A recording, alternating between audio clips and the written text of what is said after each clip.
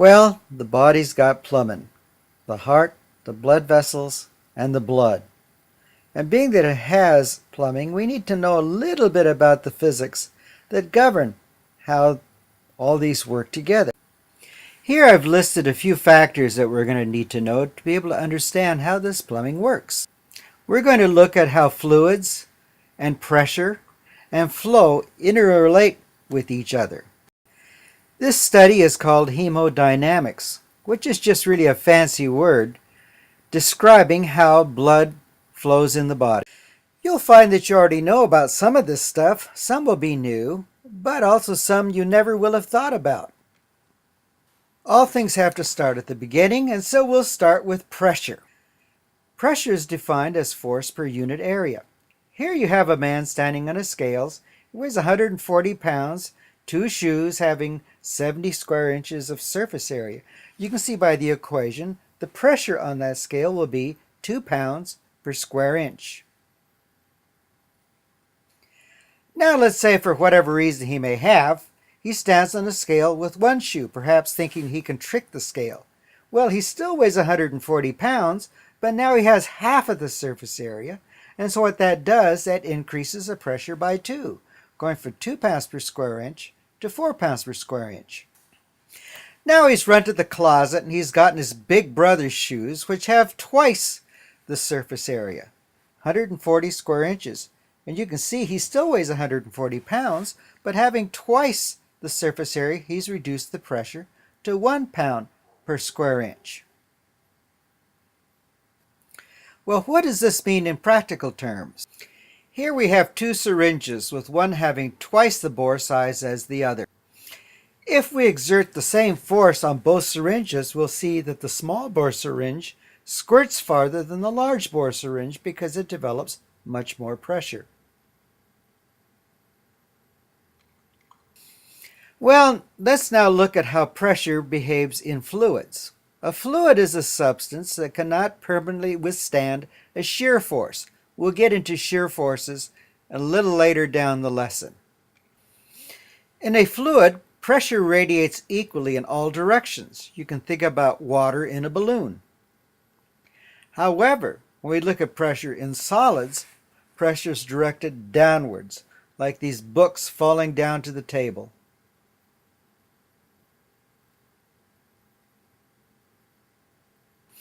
The deeper you go into a fluid, the greater the pressure, because the fluid has a mass, so you're measuring all that weight from top to bottom. And it doesn't matter what the shape of the vessel is. If you measure a specific depth, pressure will be equal at those depths.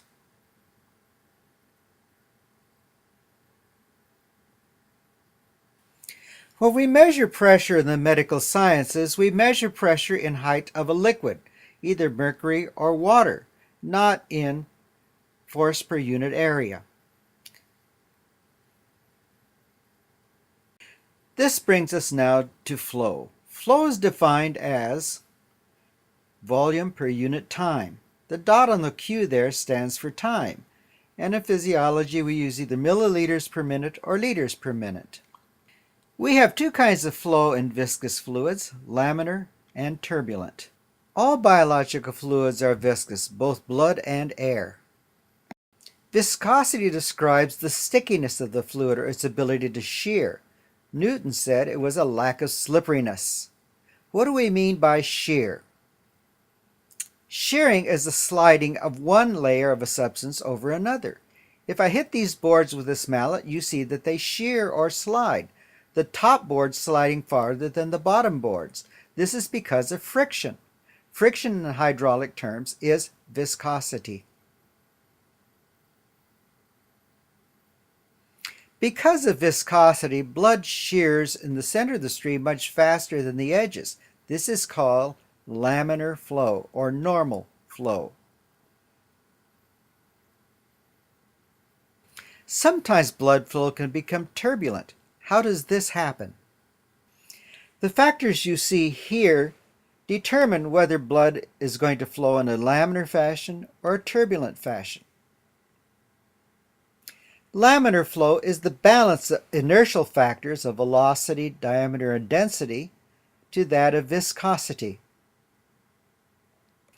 If any combination of these inertial factors gets too high, the fluid will tumble or become turbulent. Viscosity stabilizes the fluid. Here we see that as the diameter increases after acidosis, we get turbulence. Now let's look at resistance, one of the factors that impedes flow.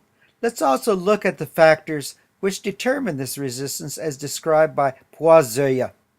Resistance is most greatly affected by viscosity.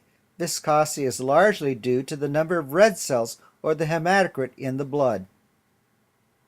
If we increase the hematocrit, we see that the viscosity rises in a nonlinear fashion. Path length also determines resistance. The longer you have to shear, the more energy you give up as heat. The longer the path, the greater the resistance. On the other hand, as the radius goes up, the resistance goes down. But notice it's radius to the fourth power. Very important to remember. That means that the radius doesn't have to change much to change the resistance. In order to keep us honest, we have to add a few fudge factors. Biology is not linear, so fudge factors are important, and we'll see how these fit in with flow. Now, Poiseuille was the first one really to describe how fluids flow, and this resistance part was very important. He was the very first one to describe this. He used water instead of blood, and so it's only an approximation, but it works. Poiseuille showed that those factors which enhance flow are the driving pressure, the difference between input pressure and output pressure, which we call delta P, and pi, meaning that you're going through a cylinder, and of course radius. The larger the radius, the more flow. Now those factors which impede blood flow are 8, which along with pi is with these fudge factors we talked about. But the real factors are viscosity. Remember, the more viscous, the harder it is to shear. And of course, path length. The longer the path length, the more flow is compromised. If you look carefully at this relationship, you can see resistance factors in there. Radius, viscosity, and length. Lumping all those resistance factors together, you get a relationship of Q dot equals delta P over R, something we'll be using a lot. Well, that was resistance. The next thing we want to talk about is compliance. And compliance describes the stretchiness of a biological structure. Compliance describes how a chamber will behave when either you change its volume or you change its pressure.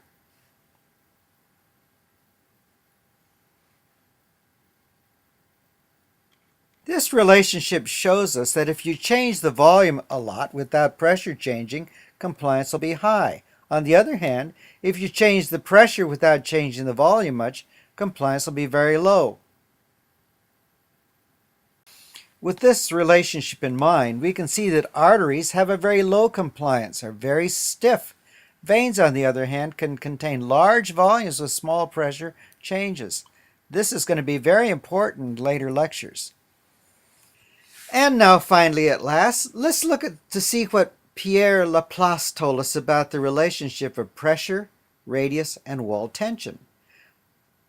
While looking at soap bubbles that his children were playing with, he noticed that large bubbles popped and small bubbles were much more stable.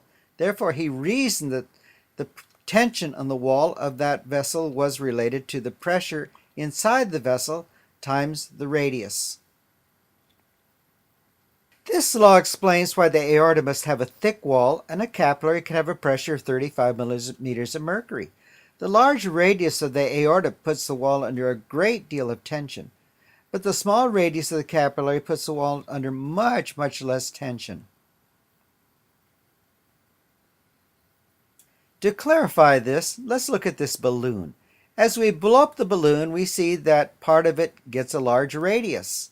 One be tempted that the pressure is greater inside the large area than the small area. But remember, it's a closed system. The pressure is equal to the whole balloon. The part with the greatest radius has a higher wall tension, not a greater pressure. Well, so endeth the lesson. I hope you found this lesson to be useful and perhaps maybe a little bit fun.